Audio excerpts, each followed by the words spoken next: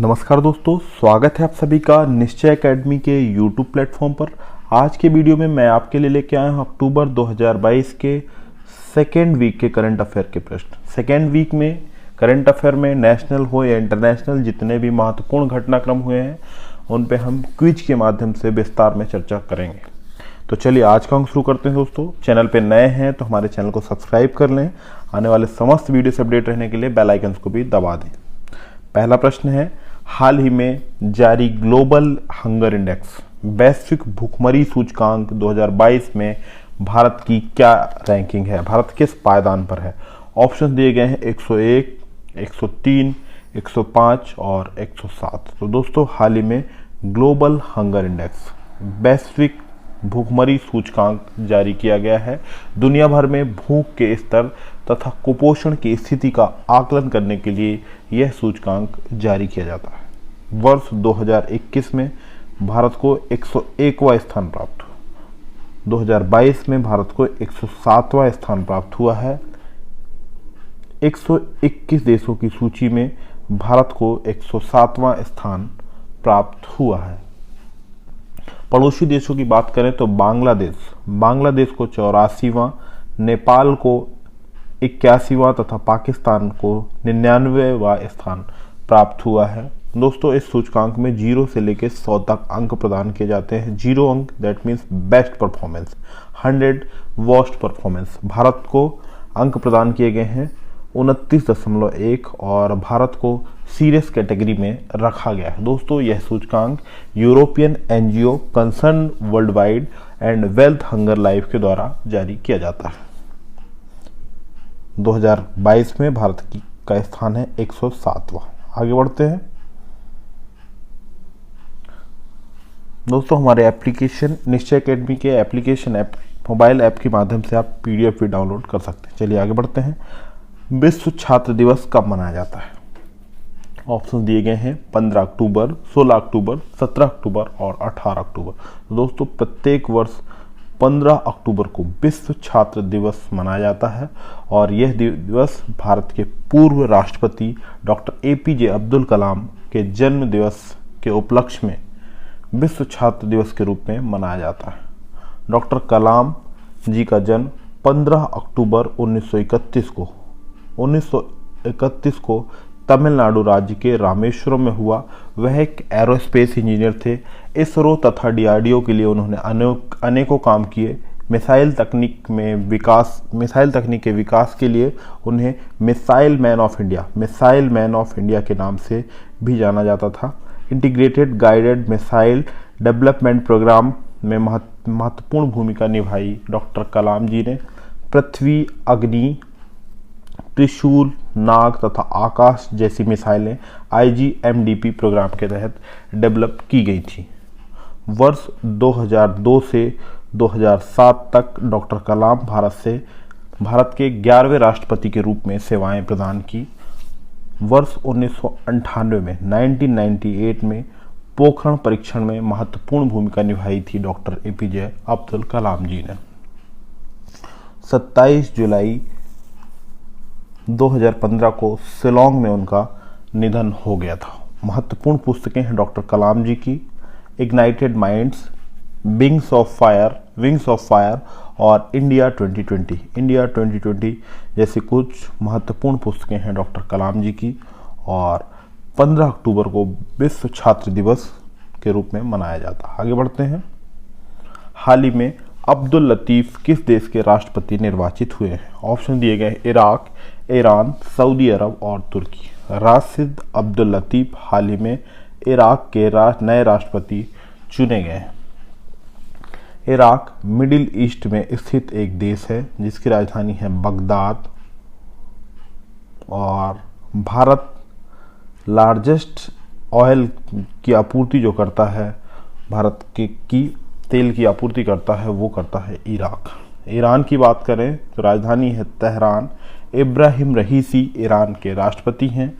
Saudi Arabia की बात करें तो सऊदी अरेबिया की राजधानी है रियाद और हाल ही में मोहम्मद बिन सलमान नए प्रधानमंत्री बनाए गए हैं सऊदी अरब के। टर्की की बात करते हैं, राजधानी है अंकारा। रेसेप तैयप एर्डोगन तुर्की के राष्ट्रपति। आगे बढ़ते हैं। हाल ही में संपन्न 36वें राष्ट्रीय खेलों में पदक तालिका में शीर्ष स्थान किस टीम का रहा है? ऑप्शन दिए गए हैं सर्विसेज, महाराष्ट्र, हरियाणा या तमिलनाडु। तो दोस्तों आपको बता दें कि 36वें राष्ट्रीय खेलों की मेजबानी गुजरात राज्य ने की। 29 सितंबर से लेकर 12 अक्टूबर तक 36वें राष्ट्रीय खेलों का आयोजन किया गया। इसके लिए थीम जो रखी गई थी, एक भारत श्रेष्ठ भारत रखी गई थी। मैस्कॉट क्या था? शुभंकर था सवाज। ये क्या दोस्तों? एक गुजराती टर्म्स है जिसका मतलब होता है एशियाटिक लायन। एशियाटिक लायन इसका मतलब होता है। इस टूर्नामेंट में सर्वश्रेष्ठ महिला खिलाड़ी का अवार्ड दिया गया हर्षिका रामचंद्रन को। हर्षिका रामचंद्रन कर्नाटक की खिलाड़ी हैं, तैराक हैं तथा मेल का सर्वश्रेष्ठ पुरुष खिलाड़ी का अवार्ड दिया गया साजन प्रकाश को पुरुष का खिलाड़ी, यह केरला के हैं और तैराक हैं। इस टूर्नामेंट में पदक तालिका में शीर्ष स्थान पर रहा सर्विसेज ने 61 गोल्ड मेडल, 35 सिल्वर मेडल तथा 32 ब्रॉन्ज मेडल के साथ कुल 128 मेडल जीते और पहला स्थान प्राप्त किया पदक तालिका में 128 मेडल। दूसरे स्थान पर रहा महाराष्ट्र, तीसरे पे हरियाणा और चौथे पे तमिलनाडु। दोस्तों आपको बता दें कि आधुनिक राष्ट्रीय खेलों का आयोजन वर्ष 1985 से किया जा रहा है। पहले राष्ट्रीय खेलों का आयोजन नई दिल्ली में किया गया था और इनका आयोजन किया जाता है इंडियन ओलंपिक कमेटी के द्वारा। इंडियन ओलंपिक कमेटी स्थापना हुई थी वर्ष 1927 में। हेडक्वार्टर है नई दिल्ली में और हाल ही में आदिल सुमरीवाला प्रेसिडेंट बनाए गए हैं इंडियन ओलंपिक कमेटी के। दोस्तों आपको बता दें कि 37वें राष्ट्रीय खेलों का आयोजन वर्ष 2023 में गोवा में किया जाएगा। 37वें राष्ट्रीय खेलों की मेजबानी गोवा को दी गई है। आगे बढ़ते हैं। हाल ही में किस राज्य की साल्ट परियोजना के लिए विश्व बैंक ने 250 मिलियन ऋण स्वीकृत किया है? ऑप्शंस दिए गए हैं आंध्र प्रदेश, तेलंगाना, गुजरात और पंजाब। तो दोस्तों साल्ट परियोजना, इसका फुल फॉर्म होता है सपोर्टिंग आंध्रा लर्निंग ट्रांसफॉर्मेशन। तो इसके फुल फॉर्म में ही राज्य का नाम छिपा है, यानी यह योजना है आंध्र प्रदेश की। और साल्ट परियोजना के लिए वर्ल्ड बैंक ने 250 मिलियन ऋण देने की घोषणा की है। फुल फॉर्म सॉल्ट परियोजना का supporting Andhra learning transformation. World bank की बात करते हैं दोस्तों। विश्व बैंक यह एक अंतर्राष्ट्रीय वित्तीय संगठन है, इंस्टीट्यूट है। 1945 में फाउंडेड हुआ था। इसका हेडक्वार्टर है वॉशिंगटन डीसी में और इसके मेंबर्स हैं 189 मेंबर्स हैं। आंध्र प्रदेश की परियोजना के लिए वित्त पोषण करेगा विश्व बैंक। आंध्र प्रदेश की राजधानी है अमरावती। श्री जगन मोहन रेड्डी वर्तमान में आंध्र प्रदेश के मुख्यमंत्री हैं। बी हरिचंद्रन आंध्र प्रदेश के राज्यपाल हैं। आंध्र प्रदेश में श्री वेंकटेश्वर तथा पापी कोंडा जैसे प्रसिद्ध नेशनल पार्क स्थित हैं। आगे बढ़ते हैं। हाल ही में किसे कुवैत में भारत का राजदूत नियुक्त किया गया है? इंडियन एम्बेसडर टू कुवैत किसे नियुक्त किया गया? ऑप्शन दिए गए हैं सीबी जॉर्ज, अवतार सिंह, प्रणय वर्मा तथा आदर्श स्वीका। तो हाल ही में आदर्श स्वीका को कुवैत में भारत का नया राजदूत नियुक्त किया गया है। नए एम्बेसडर्स नियुक्त किए गए हैं आदर्श स्वीका कुवैत में। कुवैत की बात करें तो राजधानी है कुवैत सिटी। हाल ही में सीवी जॉर्ज को जापान में इंडियन एम्बेसडर नियुक्त किया गया है। अवतार सिंह को गिनी में तथा प्रणय वर्मा बांग्लादेश में भारत के हाई कमिश्नर नियुक्त किए गए। आगे बढ़ते हैं। हाल ही में फीफा अंडर महिला विश्व कप का आयोजन कहाँ किया जा रहा है? FIFA under 17 women's world cup का आयोजन कहाँ किया जा रहा है? ऑप्शन दिए गए हैं उरुग्वे, भारत, स्पेन और फ्रांस। तो दोस्तों FIFA under 17 women's world cup का आयोजन भारत में किया जा रहा है। पहली बार भारत इन खेलों की मेजबानी कर रहा है। भुवनेश्वर के कलिंग स्टेडियम में इसका उद्घाटन कार्यक्रम किया गया 11 अक्टूबर 2022 को ओडिशा की राजधानी भुवनेश्वर के कलिंग स्टेडियम में शुरुआत की गई। भारत पहली बार इस टूर्नामेंट का आयोजन कर रहा है। इससे पूर्व आयोजन अंडर 17 महिला विश्व कप का आयोजन उरुग्वे में किया गया था। विजेता था स्पेन। फीफा जो वर्ल्ड कप होता है मेंस का दोस्तों, फीफा मेंस का वर्ल्ड कप होता है, वह 2022 में होना है। कहाँ पे होना है? कतर में होना है। लास्ट वर्ल्ड कप हुआ था 2018 में। विजेता टीम थी फ्रांस। फीफा की बात करते हैं। Federation of international football association अंतर्राष्ट्रीय स्तर पर फुटबॉल खेलों की सर्वोच्च नियामक संस्था है। फीफा स्थापना हुई थी वर्ष 1904 में। हेडक्वार्टर है ज्यूरिख, स्विट्जरलैंड। आगे बढ़ते हैं। हाल ही में महाकाल लोक परिसर का उद्घाटन किसके द्वारा किया गया है? ऑप्शन दिए गए हैं श्रीमती द्रौपदी मुर्मू, श्री जगदीप धनखड़, श्री नरेंद्र मोदी, श्री मंगू भाई पटेल। तो दोस्तों हाल ही में महाकाल लोक परिसर का लोकार्पण किया गया है भारत के यशस्वी प्रधानमंत्री श्री नरेंद्र मोदी जी की द्वारा। महाकाल लोक परिसर मध्य प्रदेश के उज्जैन शहर में महाकाल का प्रसिद्ध मंदिर है, जो भारत के 12 ज्योतिर्लिंगों में से एक है। और मध्य प्रदेश के उज्जैन के महाकाल मंदिर में महाकाल लोक परिसर के पहले चरण का उद्घाटन किया है भारत के यशस्वी प्रधानमंत्री श्री नरेंद्र मोदी जी ने। यह योजना बनाई गई थी वर्ष 2017 में। लगभग 800 करोड़ की लागत से यह बनाया गया है। कहाँ स्थित है? मध्य प्रदेश में स्थित है। मध्य प्रदेश की राजधानी है भोपाल। सीएम है श्री शिवराज सिंह चौहान। गवर्नर हैं श्री मंगू भाई पटेल। मध्य प्रदेश में खजुराहो, भीमबेटका तथा सांची जैसे यूनेस्को साइट्स हैं। मध्य प्रदेश में कान्हा, पन्ना, पेच, सतपुड़ा जैसे प्रसिद्ध नेशनल पार्क हैं। मध्य प्रदेश को ट्राइबल स्टेट के रूप में भी जाना जाता है। क्यों जाना जाता है? क्योंकि मध्य प्रदेश में भील, गोंड, सहारिया, भारिया जैसी प्रसिद्ध जनजातियों के निवास स्थल हैं। आगे बढ़ते हैं।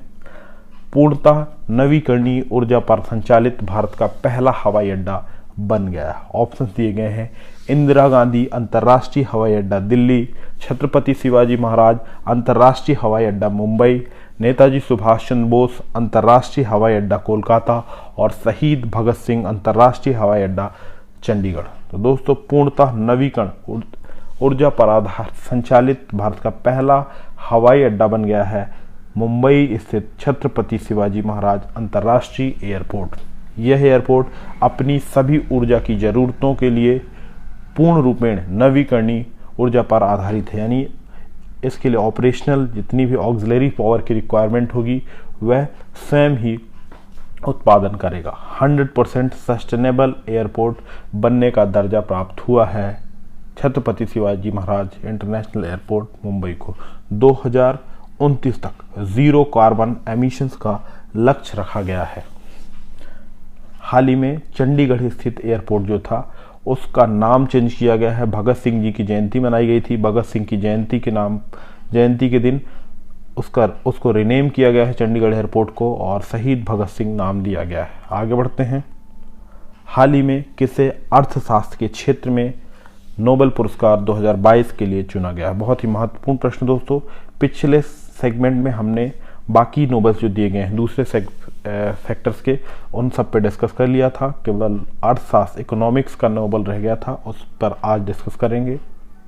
ऑप्शन दिए गए हैं Douglas Diamond, Philip H Dybvig, Ben S Bernanke, option D उपरोक्त सभी। तो दोस्तों इन तीनों को वर्ष 2022 के लिए नोबेल पुरस्कार से चुना गया है। बैंकिंग सिस्टम्स में सुधार के लिए अर्थशास्त्र का नोबेल प्रदान किया जाएगा Ben S बर्नानके, Douglas W diamond तथा फिलिप एच डायबेबिग को प्रदान किया जाएगा। दोस्तों आपको बता दें कि नोबेल पुरस्कारों की शुरुआत वर्ष 1901 से हुई थी और अल्फ्रेड नोबेल जो कि एक स्वीडिश साइंटिस्ट थे, उन्होंने डायनामाइट की खोज की थी।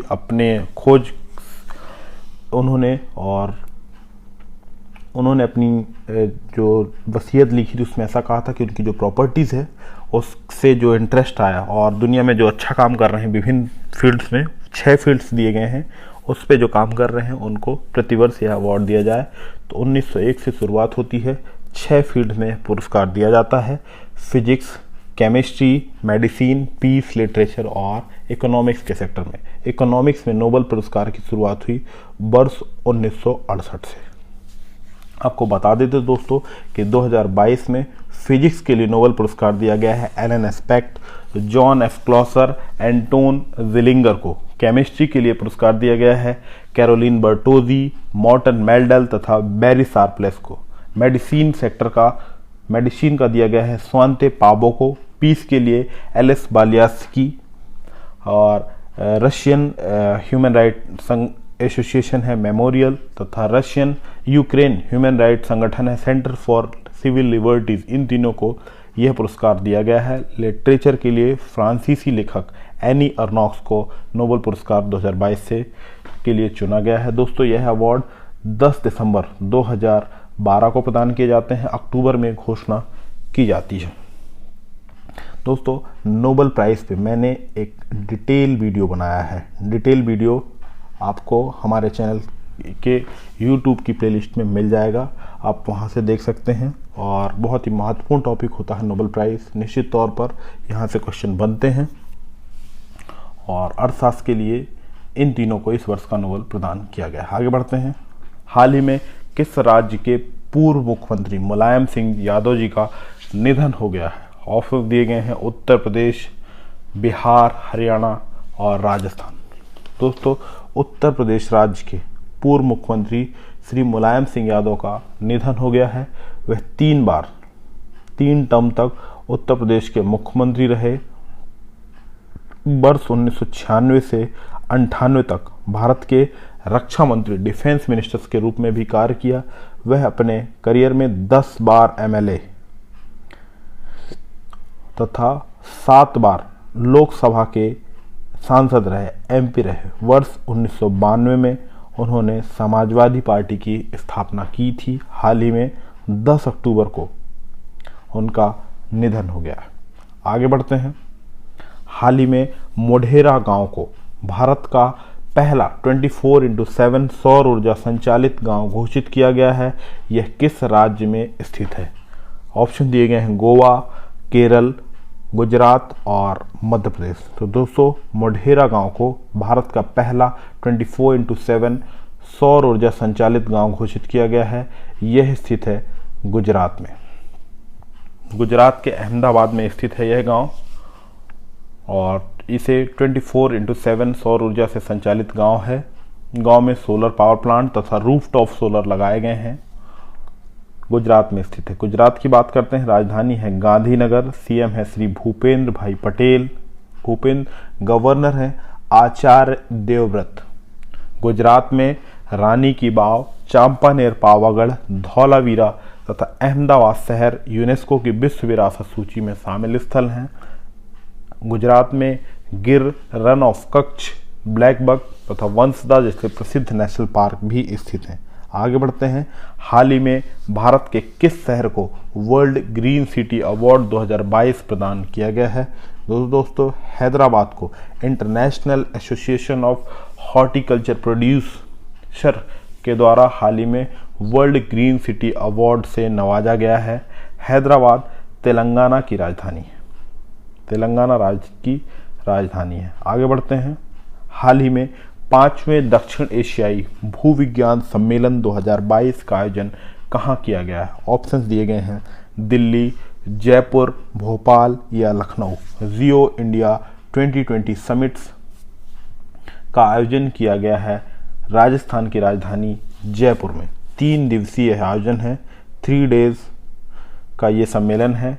5वां एडिशन है, 5th एडिशन है और इसका उद्घाटन किया है भारत के केंद्रीय पेट्रोलियम एवं प्राकृतिक गैस मंत्री श्री हरदीप सिंह पुरी जी ने। हरदीप सिंह पुरी जी के द्वारा इसका उद्घाटन किया गया है। इस सम्मेलन में दुनिया भर के 100 से अधिक विशेषज्ञ शामिल हुए। प्राकृतिक गैस और तेल के बेहतर उत्पादन के विकास के लिए इस सम्मेलन में चर्चा की गई। जयपुर में यह भी सम्मेलन बुलाया गया था। आगे बढ़ते हैं। हाल ही में किस खिलाड़ी ने ISSF विश्व कप चैंपियन में 10 मीटर एयर राइफल स्पर्धा में स्वर्ण पदक जीता है? ऑप्शन दिए गए हैं अभिनव बिंद्रा, रुद्राक्ष पाटिल, सौरभ चौधरी या ऐश्वर्य सिंह तोमर।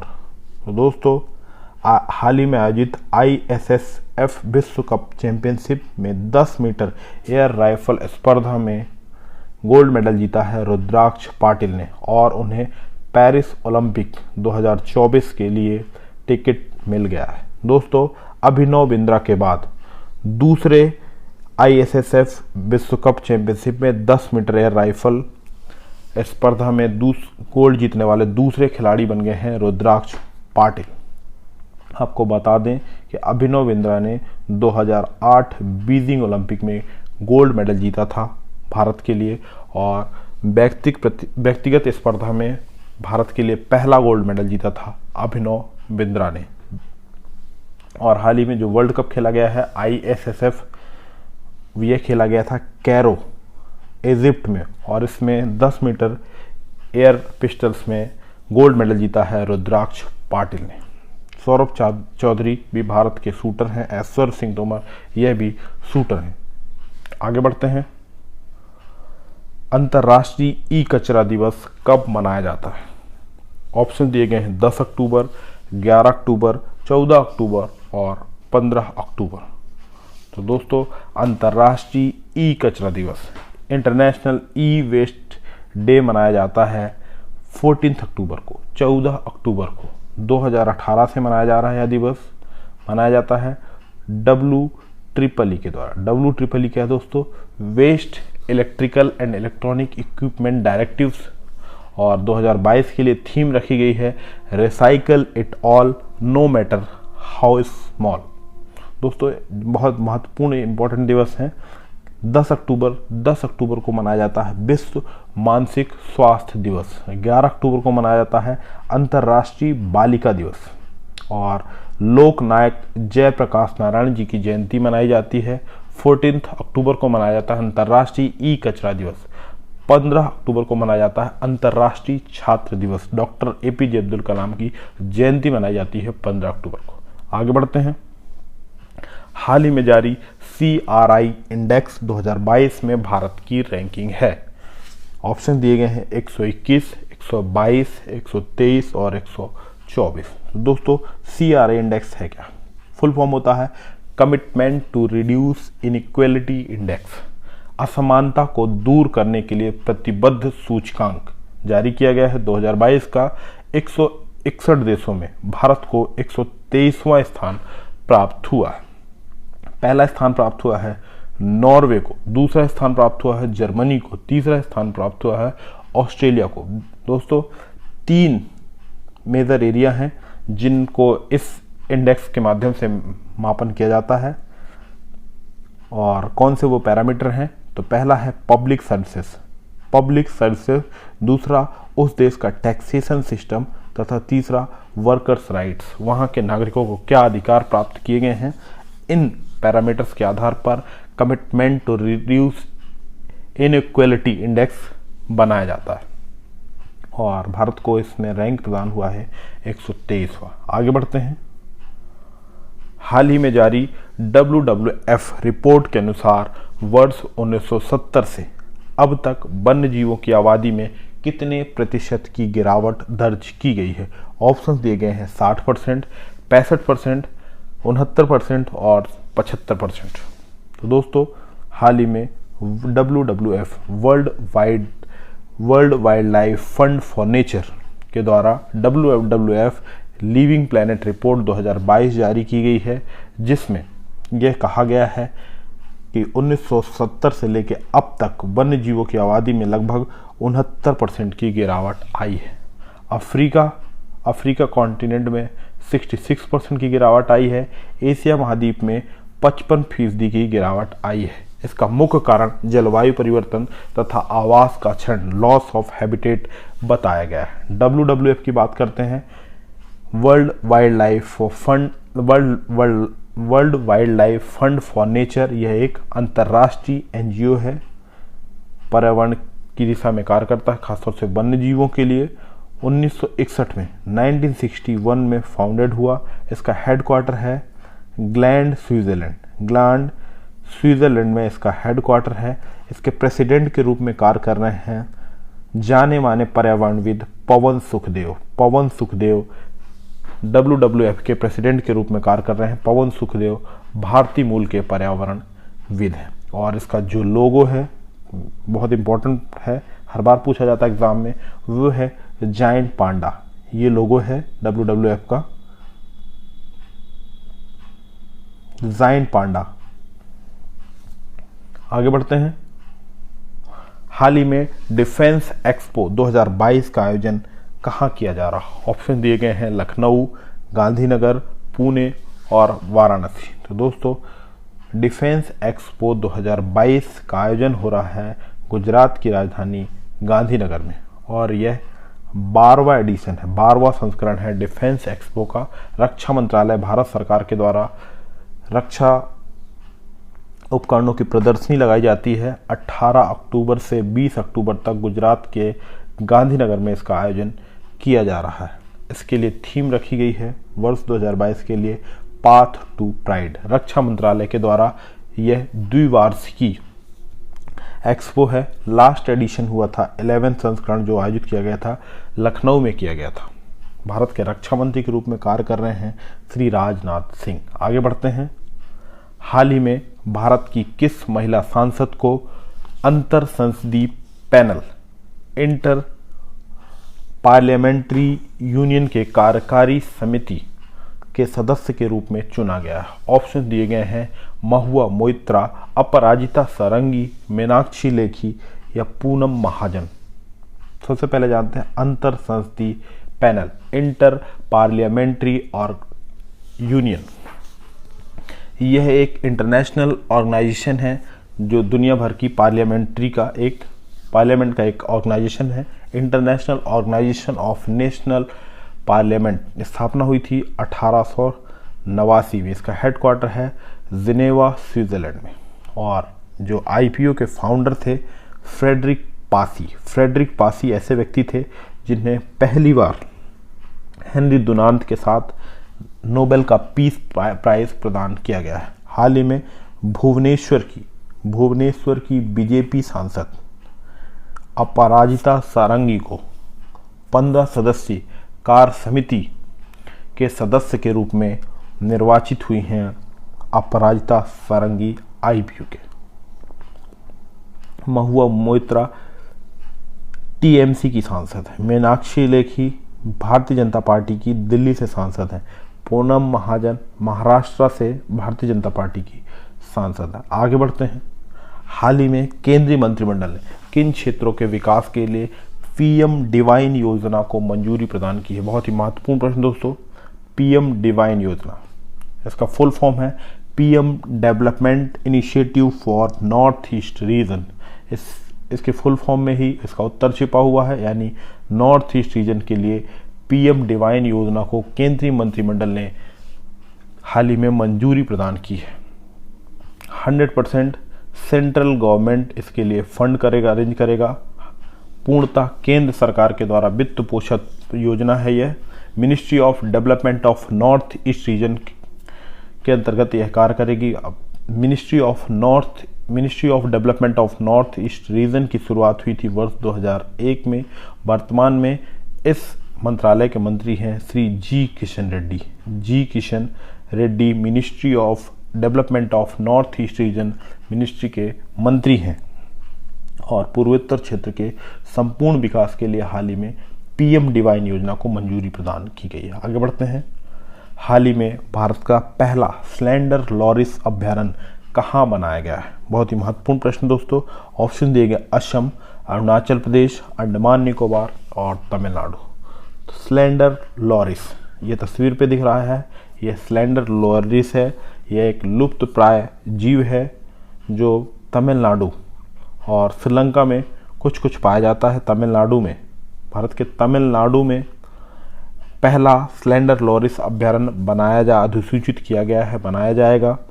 स्लेंडर लॉरिस को वन्य जीव संरक्षण अधिनियम 1972 की शेड्यूल 1 अनुसूची 1 में रखा गया है। अनुसूची 1 के तहत संरक्षित किया गया है और भारत का पहला स्लेंडर लोरिस अभयारण्य तमिलनाडु राज्य में बनाया जाएगा। आगे बढ़ते हैं।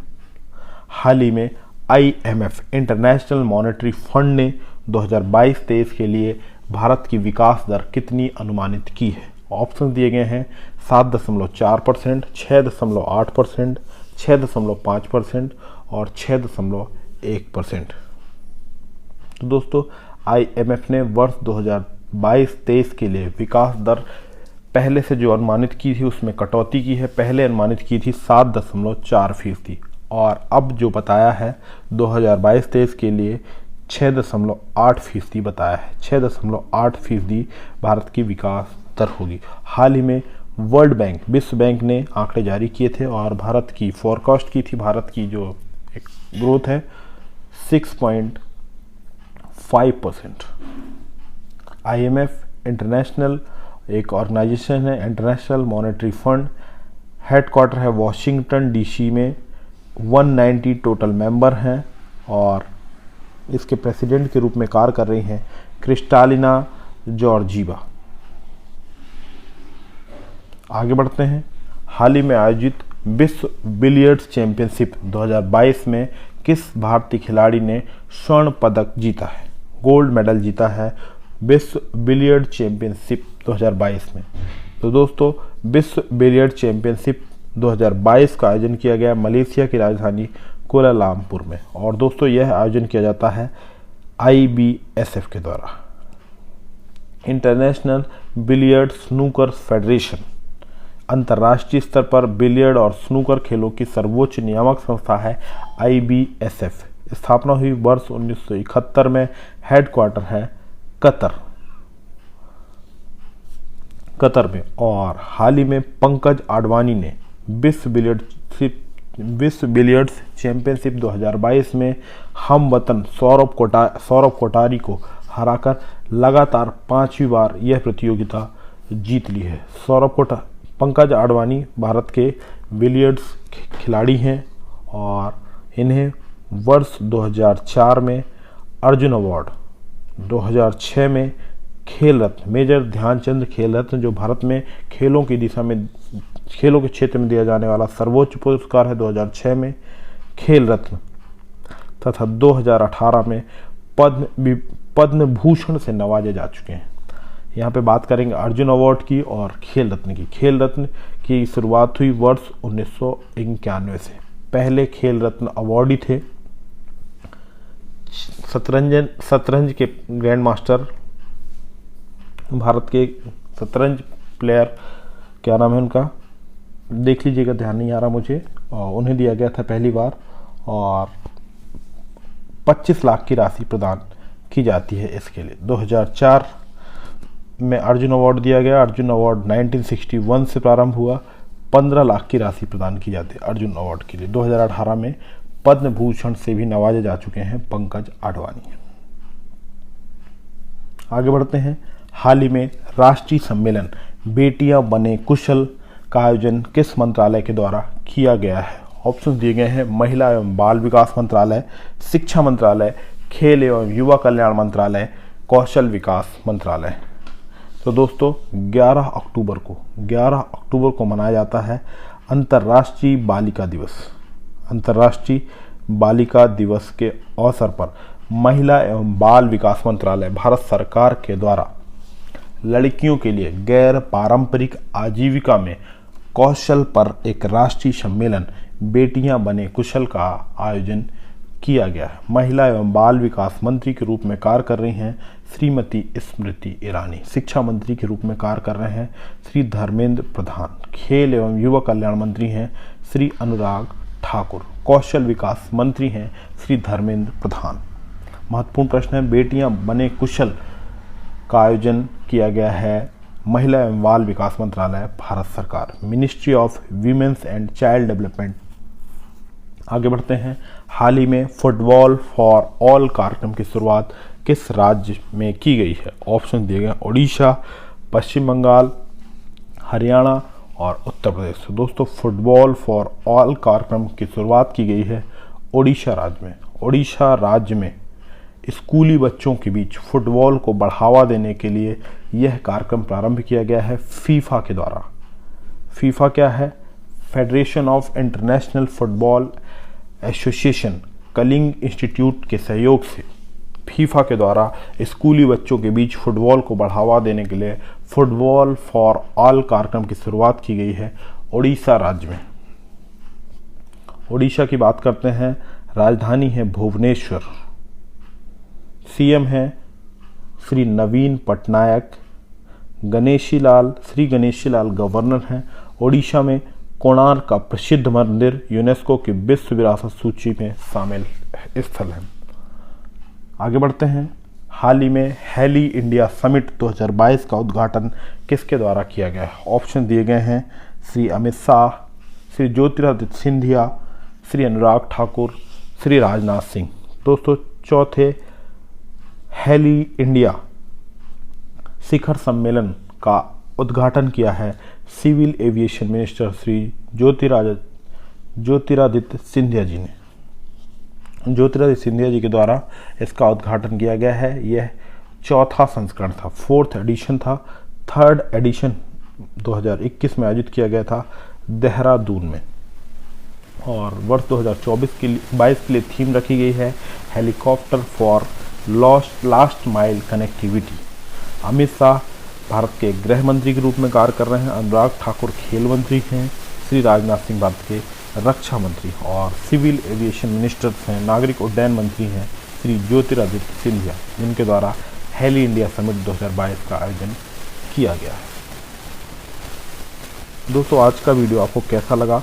कमेंट बॉक्स के माध्यम से अपने अमूल्य सुझाव अवश्य दें। चैनल पर नए हैं तो चैनल को सब्सक्राइब कर लें। आने वाले समस्त वीडियो से अपडेट रहने के लिए बेल आइकन को भी दबाएं। धन्यवाद।